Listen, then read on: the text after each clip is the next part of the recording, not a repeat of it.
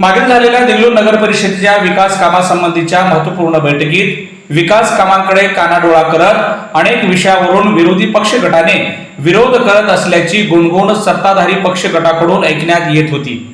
देगलूर नगर परिषदेच्या अध्यक्षा या महिला असल्या कारणाने विरोधी पक्ष गट जाणीवपूर्वक अडथळे आणत आहेत। आमची भूमिका ही देगलूर शहराच्या विकास कामासंबंधी आहे। विरोध करणे, आरोप प्रत्यारोप करणे हे चुकीचे आहे असे देगलूर नगर परिषदेच्या अध्यक्षा सौ विजयमाला बालाजी टेकाळे यांचे प्रतिनिधी बालाजी टेकाळे, उपनगराध्यक्ष अंकुश पाटील देसाई, देगलूर नगर परिषद निवडणूक पॅनल प्रमुख लक्ष्मीकांत पद्मवार यांनी आज घेण्यात आलेल्या एका विशेष पत्रकार परिषदेत विरोधकांना उत्तर देताना म्हणाले। या पत्रकार परिषदेत बालाजी टेकाळे, उपनगराध्यक्ष अंकुश पाटील देसाई, लक्ष्मीकांत पद्मवार यांनी अनेक विषयांचा उलगडा करत देगलूर शहर विकासासंबंधित आराखडाही मांडला। या पत्रकार परिषदेला राष्ट्रवादी काँग्रेस पक्षाचे देगलूर नगर परिषदेचे सर्व सन्माननीय सदस्यांची उपस्थिती होती। 2 डिसेंबर रोजी देगलूर नगर परिषदेची सार्वत्रिक निवडणूक संपन्न झाली। 21 तारखेला निकाल लागला। देगलूर शहराच्या जनतेनं राष्ट्रवादी काँग्रेस पक्षावर विश्वास ठेवून नगर परिषद निवडणुकीमध्ये सभापती विजयमालाताई बालाजी टेकाळे यांना नगराध्यक्ष म्हणून आणि राष्ट्रवादी काँग्रेस पक्षाच्या 15 सदस्यांना विजयी केला। निवडणूक संपल्यानंतर 9 फेब्रुवारी रोजी आमच्या ताईनं आदेशपदाचा चार्ज घेतला। नंतर निवडणूक झाली उपाध्यक्षपदाची। त्यानंतर निवडणुकीमध्ये अंकुश देसाई, गेगावकर यांची सर्वांमध्ये निवड झाली। त्यानंतर समित्या झाल्या सर्व, परंतु विरोधी पक्ष अद्यापर्यंत पराभूत सावरला गेला नाही। त्यांच्याकडून वेगवेगळ्या पद्धतीचे आरोप करणं, पत्रकार परिषद घेणं, खोटे बातम्या छापणं चालू आहे। पहिल्या सर्वसाधारण सभेमध्ये नगर परिषदेने 57 विषय घेण्यात आले होते। आम्ही निवडणुकीत जे वचन दिलं होतं त्या वचनपूर्तीच्या वचनपूर्तीसाठी आम्ही एक सुरुवात म्हणून त्याविषयी जास्त विषय घेऊन आम्ही जे काय आश्वासन दिलं होतं आपल्या निवडणुकीमध्ये त्याची पूर्तता करण्याचा प्रयत्न केला। त्या पद्धतीनं विकासाची कामं चालू आहेत। विकासाचे कामं करत असताना नगराध्यक्ष लोकनियुक्त असल्या कारणानं नगरसेवकाच्या वार्डानुसार नसून शहरामध्ये जिथे तर गरज आहे त्याबद्दल आम्ही काम करत आहोत। प्रभाग 13 मध्ये कामाचे टेंडर काल निघालेले आहेत। त्यानंतर प्रभाग 2 मधले तिथं आमचे नगरसेवक नाही, तिथे टेंडर काढण्यात आले। त्यामुळे त्यांनी प्रत्येक बैठकीमध्ये महिला अध्यक्ष असल्या कारणानं जाणून बुजवून गोंधळ करणे, बैठकीमध्ये बैठक ताणून ठेवणे असा कोणताही आता विषय नव्हता की ज्या विषयाला त्यांना विरोध करता येते। परंतु विरोधाला विरोध करणं या भावनेने ते काम करत आहे। आणि देगलूर शहरातील विरोधी पक्षाची मानसिकता देगलूर शहराच्या विकासाबद्दल नसून ते आम्ही काहीतरी करावं आणि लोकांना काहीतरी दिसायला त्या पद्धतीने काम करायला। तर आमचं म्हणणं आहे की आम्ही मागच्या निवडणुकीत पराभूत झालो होतो, परंतु पराभूत झाल्यानंतर शहर विकासासाठी आपण शांत राहिलं पाहिजे। त्यांच्या काळात जे जे कामं झालं आपण सर्वांना माहीतच आहे, त्याबद्दल आम्हाला काही बोलायचं नाही। परंतु 5 वर्ष आपण विकासाच्या बाजूने शहराला घेऊन जायचं आहे। देगलूर शहरात चांगल्या प्रकारे विकास करायचा आहे। जवळपास 20 कोटीचे काम आता सुरू व्हायले। एवढ्या 3 महिन्याच्या काळात शासनाकडून भरघोस निधी आणण्याचा प्रयत्न केलो। 2-4 योजनेचे निधी उपलब्ध झालेले आहेत। आज नमोद्याचं उद्घाटन झालं आपण पाहिलं। त्यापूर्वी काही कामाचे उद्घाटन झाले। देगलूरमध्ये विकासाच्या दृष्टीनं गाव पुढे जात आहे। पण विरोधकांनी फक्त विरोधाला विरोध न करणे तर त्यांनी विकासासाठी सहकार्य करावं ही आमची सगळ्याची भावना आहे। आमचं व्यक्तिशा कोणावरही द्वेष नाही किंवा व्यक्तिशा आमचा कोणा आरोप नाही, परंतु नगरपालिकेत काम करत असताना ते ज्या प्रभागात निवडून आले त्या प्रभागात काम करण्याची जबाबदारी आहे। पण आम्ही त्यांना सोडून काम करायचा प्रयत्न करत नाही, तर आम्ही त्यांच्याकडे ती कामं घ्यायलो। परंतु फक्त विरोध करणं आणि महिला अध्यक्ष असल्या कारणानं बैठक ताणून नंतर सोशल मीडियाच्या माध्यमातून आता कालच्या बैठकीमध्ये फक्त 14 विषय होते। त्यांनी पहिल्या विषयाला गोंधळ सुरू केला, मागील सभेचा सभावर्ग कायम करणे। तर त्यांच्या गटनेत्याला 10 दिवस पूर्व मुख्याधिकारी मॅडमना सर्व मागच्या निवडणुकीचे ठरावाची कॉपी आणि बैठकीत झालेलं चित्रीकरण हे दोन्ही दिलं होतं। त्यांचं काम होतं त्या नगरसेवक एकत्र बसून ते दाखवणं, परंतु सभेमध्ये येऊन पूर्ण वाचून दाखवा त्याच्यावर कॉपी दिलं तर काम आहे, स्वतः फॉर्म घ्यायचं, वाचनाचं गरजेचं नाही। मागची बैठक झाली त्याचं तर वर्तन दिलेलं आहे, तर त्यांनी प्रत्येक विषयाला ताणून धरायचं। आम्ही पहिल्या बैठकीत विषय घेतला होता अजितदादांचं, स्वर्गीय दादांचं नाव देण्याबद्दल, परंतु दलित समाजाच्या भावना लक्षात घेऊन अनेक निवेदनं आले। आम्ही 2 पाऊल माग घेतलो आणि माता रमाईचं नाव दिलं। प्रत्येक गोष्टीला विरोध करणे बरोबर नाही। देगलूर शहराच्या विकासासाठी सर्वांचं सहकार्य लागते. जर जनतेने आम्हाला निवडून दिले त्यांनी त्याचा पराभव मान्य करावं आणि आम्हाला काम करू द्यावं, एवढी आमची इच्छा आहे. म्हणजे विषय नसताना जाणीवपूर्वक अडथळे आणत आहेत असं एकंदरीत आपल्याला म्हणायचं. बरोबर आहे ना. आत्तापर्यंत जे आमची मेजॉरिटी आहे, सर्व विषय बहुमताला मंजूर व्हायले. त्यांनी विरोधी पक्ष म्हणून फक्त विरोधाने विरोध करू नये. जर आम्ही कोणतं काम घेतलं आणि ते काम चुकीचं आहे ते सांगावं आम्हाला. प्रत्येक गोष्टीला विरोध करायचा अर्थ काय त्याचा. म्हणजे विकासाच्या मुद्द्यावर त्यांची भूमिका नाही आहे का? विरोध आता एक छोटं उदाहरण सांगतो.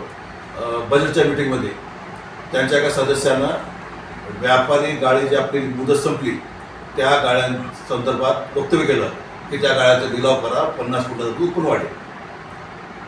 आणि नंतर तिचे खाजगी व्यापारी बैठक घेऊन त्या गाडी तुम्हाला परत देतो म्हणून सांगायचे. म्हणजे दुपट्टी धोरण. सभागृहात एक बोलायचं, बाहेर आल्यावर बोलायचं.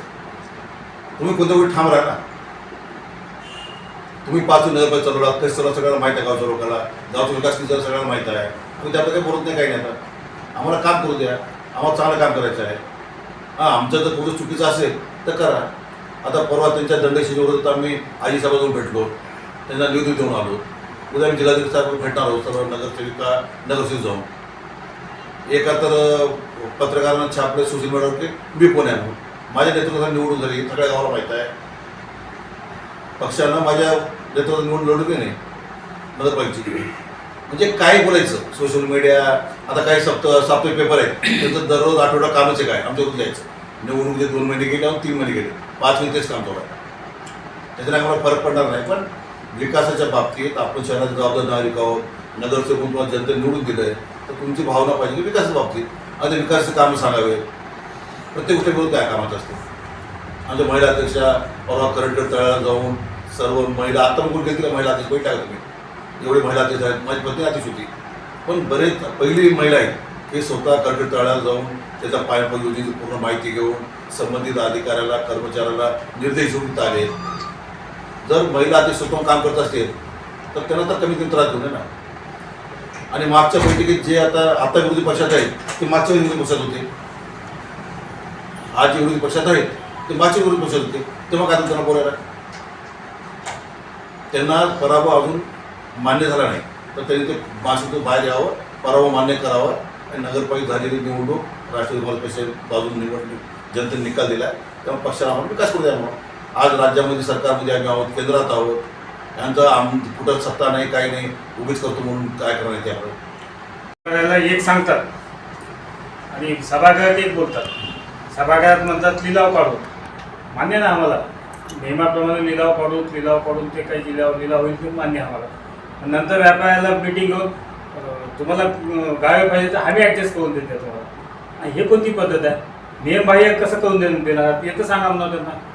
आणि व्यापाऱ्याला दिशाभूल करायचं.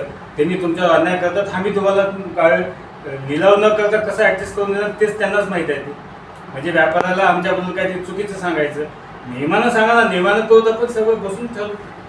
जे काही नियमानं होईल, जे काही त्रिसदस्यीय समिती सांगेल, जे काही ठराव तिथून आपल्याला मूल्यांकन येईल, ते मूल्यांकन जे काही लागेल ते ठरवून लिलाव होईल. तसं चुकीचे पद्धत बरं ते असे काही लोक बसले आहेत त्यांना तिथं काही अधिकारच नाही. आणि त्यातले लोक सांगू आहेत की त्यांना आम्ही तुमचं करून देते. काही ते चुकीचं सांगू नये. हां, विकासावर बोला, विकासावर मदत करा, आम्ही बी तुम्हाला सहकार्य करू. तुम्ही देगलूर शहरात नगराध्यक्ष आणि कौन्सिल निवडून दिले तर आता वार्डापुरतं कोणी राहिले नाहीत. आता सगळं शहरापुरतं राहिलेलं. तर शहराचं काम करायचं तर मिळून मिसळून करायचं आहे. आज कोणत्या वार्डात आमचे आले आणि कोणत्या वार्डात त्यांचे आले ते महत्त्वाचं नाही. आज देगलूर शहराचं काम करायचं आपल्याला. देगलूर शहर सगळं आपलंच आहे तर तिथं मिळून काम करू. हां, कधी काम करत असताना कधी इकडे काम होईल, कधी तिकडे काम होईल. पण तिकडे झालं नाही, इकडेच झाले असं कसं होईल? शहर त्यांचं बी आहे, आमचं बी आहे. ह्याच वार्डात झाले.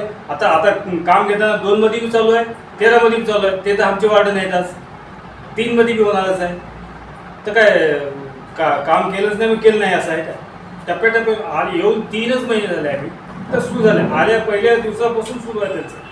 अशी परंपरा देगलूर शहराची कधीच नव्हती आजपर्यंत. मी आता 30 वर्षापासून आहे मी इथं नगरसेवक म्हणून.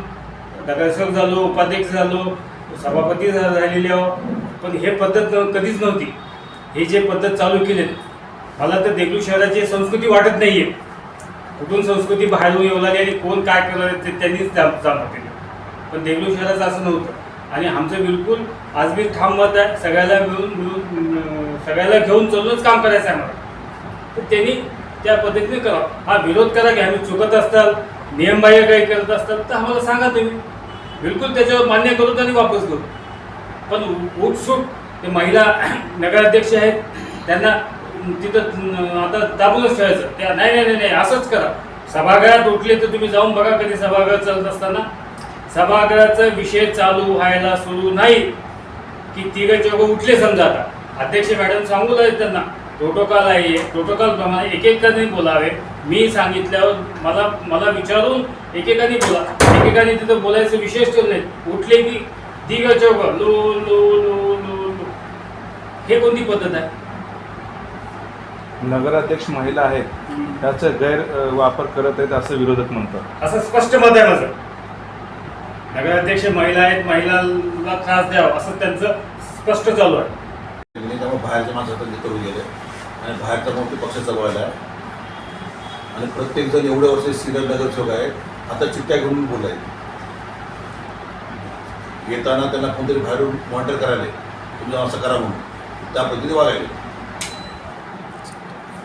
विरोधी पक्षात 2-4 सिनियर काउन्सिलर आहेत ना तिथे मुद्दाम करायला. फक्त त्यांना मिटिंग प्रोलॉंग करायचं आहे. गोंधळ कसं होईल विकासाच्या मुद्द्यावर कोणालाच बोलायचं आहे.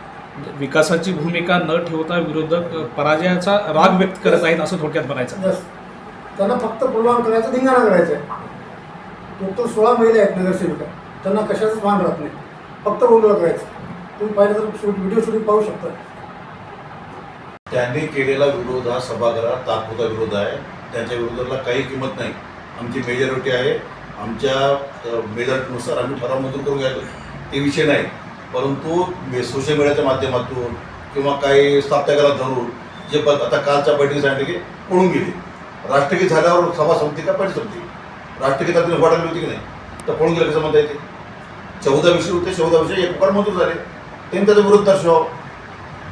आणि आमच्या कर्मचाऱ्यांनी पुरे विषय वाचल्यानंतर राष्ट्रगीत झाल्यावर समाज म्हणून कोणी गेलेलं नाही. तुम्ही विनाकारण खोट्या बातमी देतात बाहेर.